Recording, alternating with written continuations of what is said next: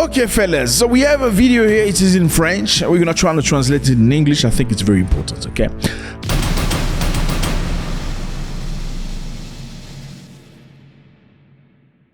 Some stuff happening right now in the world. We all know the war in Ukraine between Russians and Ukrainians. But I think we need to watch this, okay? This is interesting. So basically, the French are very angry. They're saying that Russians are looking to bomb them and it's unacceptable. So there is a town named Strasbourg. This town is where the parliamentarians of Europe come together to discuss about matters of Europe. Now they were discussing on whether they should export weapons, allow weapons that are exported from Europe by Ukrainians to be used and bomb Russia. Watch this. La Russie menace de frapper la France après le feu vert du Parlement européen à l'Ukraine pour frapper des cibles militaires au territoire russe avec des armes occidentales. Le président de la Douma, l'équivalent de l'Assemblée nationale en France, avertit. Ce que réclame le Parlement européen conduit à une guerre mondiale avec des armes nucléaires. Si quelque chose comme cela se passe, la Russie ripostera avec fermeté en utilisant des armes plus puissantes. Pour votre information, le temps de vol d'un missile Sarmat jusqu'à Strasbourg est de 3 minutes et 20 secondes. Un missile Sarmat peut frapper Strasbourg, où se trouve le siège du Parlement, en 3 minutes et 20 secondes. Okay, fellas, I don't know if I'm the only one to see what I just saw right now. So, this is a French TV channel that's complaining clearly. Russia is looking to bomb us because we've authorized the use of weapons inside Russia territory. Russia, let me repeat myself, okay? Russia is looking to bomb us because we've authorized, our parliamentarians have authorized the use of our weapons into Russian territory. What's the complaint about again? Why are you complaining about somebody trying to retaliate since you look like you want to be oppressive and attacking him? I don't care. I mean, you may want to help another person. Let's say you want to help somebody else, a third party who's fighting, okay? Third party is fighting with somebody else, Mr. John. Now, you giving third party a piece of wood so you can hit Mr. John. Are you going to complain that Mr. John breaks your face with a brick? No.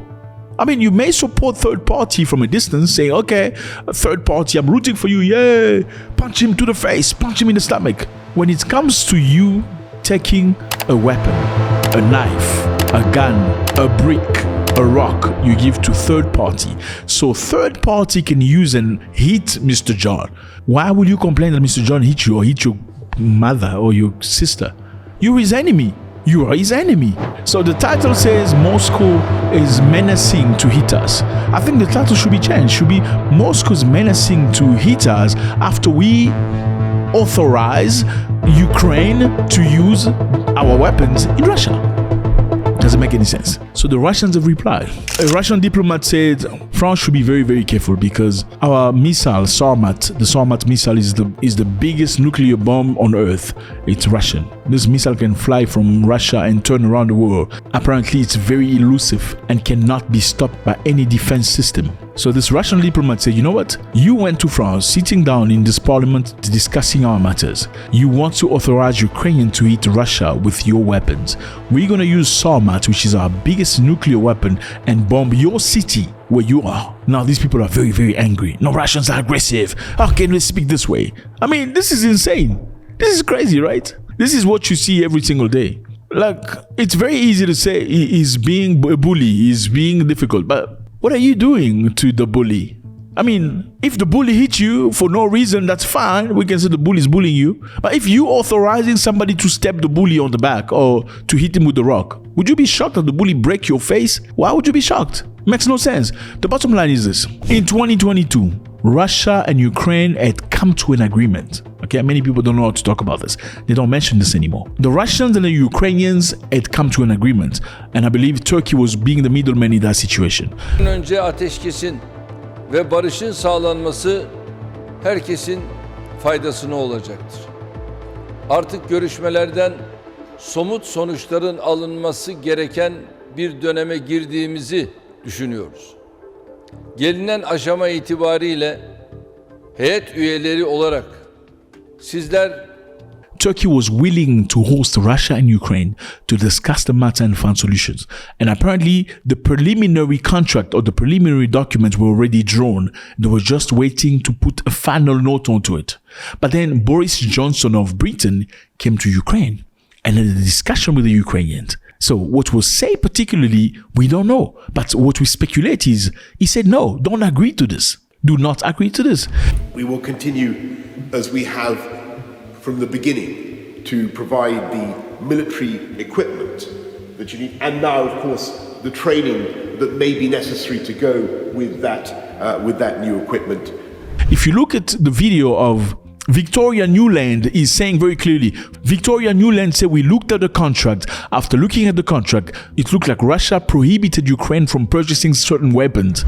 We never were completely sure how empowered either negotiating team was. The Ukrainians began asking for advice on where this thing was going. And it became clear to us, clear to the Brits, clear to others, that Putin's main condition was buried in an annex to this document that they were working on. And it included limits on the precise kinds of weapon systems that Ukraine could have after the deal, such that Ukraine would basically be neutered as a military force. And we could not accept that. And why could they not accept that? Because Victoria Nuland plays a massive role in supporting the military-industrial. The military-industrial in the United States of America needs to sell guns to nations. Now, the best way to sell guns to nations is if there's war. Now, if the Ukrainians sign a contract saying we will not purchase beyond this and this type of weapons, that is the military-industrial complex losing one big customer. And that's why they say to them, do not agree to this. We are going to give you the weapons that you need so you can fight the Russians. So if you look at it rationally, the Russians were already working toward an agreement of peace. And again, remember, at that time, Russians were already in Kiev. They were already in Kiev in the very beginning of the war. And with the agreement said to them, you must retract from Kiev before we sign the paper. When the Russians moved away from Kiev, that's when they changed their face and they received weapons from the West, and then the war started. But they had already agreed in the very beginning. So what we're trying to say is something very, very, very interesting and very similar. This is something we see very often, playing the victim. They are about to bomb France. It's unbelievable. Russia is menacing to bomb us. But the part they don't tell you is Russia is menacing to bomb us if we do allow Ukrainians to use our weapons to bomb Russia. The narrative. I mean, I'm not pro-Russian. I mean, I have nothing to do with Russia. I don't give a continental about Russia. I also do not give a continental about the West. Now, the bottom line here is this. We're trying to find a narrative that is constructive and truthful. We don't care about the Russians. We also do not care about the West. We are Africans. We want to know what's really happening. And what seems to be happening is it's narrative. Everybody's doing their propaganda. The truth is the Ukrainians and the Russians were ready to agree on some things. Turkey was being the middleman. Boris Johnson came, Victoria Nuland came, and the war started. Shortly after 4 o'clock this morning, I spoke to President Zelensky of Ukraine to offer the continued support of the UK. Because our worst fears have now come true, and all our warnings have proved tragically accurate. Now they want people to perpetuate this war. I mean, they want to continue the war to a point where it's going to be World War III. The president of NATO, this guy, you look at this guy. He says Vladimir Putin speaks too much. Every time he's drawn a red line saying, if you cross this line, I'm going to bomb you. He hasn't done anything. We don't see any indication that Russia is preparing to use nuclear weapons, but NATO remains vigilant. So we should allow Ukraine to bomb Russia with UK and American-made arms. So my question is this: just because the Russian president allowed you to cross the line and did not react in a crazy way, does that mean he's stupid? I don't think he's stupid. Just because somebody stays quiet and say, okay, you know what? I don't think right now is the moment to start a nuclear war. Does that make him stupid? Are you trying to push this guy to poke the bear to a point where you want to see if he's going to react or see if he's alive or not? Do you really need to do that? And number two, if World War III started, you probably have space in a bunker somewhere with your friends. Are you going to be there when things go crazy? No, he's not going to be there. Are anybody of his family going to be present fighting during the war? Absolutely not. I doubt it. They want to launch everybody into a war that nobody chose, and then they're going to go into their bunkers. And this is absolutely stupid. That guy needs to be stopped. It's unacceptable. We would be very happy to see somebody come with a rhetoric of peace. Let's find peace. How can we agree to stop this? But it seems like nobody wants to stop this war. It's just accusations and accusations. The Russians want to bomb us. But yes, because you said you want to send weapons to bomb them. How about you stop? So we found a solution in a peaceful way. We don't want to get involved in your stories and all of that stuff. So this is what I'm trying to say, fellas. I mean, this is crazy. Moscow's menacing to bomb us. Oh, well, yes, because you said you're going to give weapons to bomb them. God bless.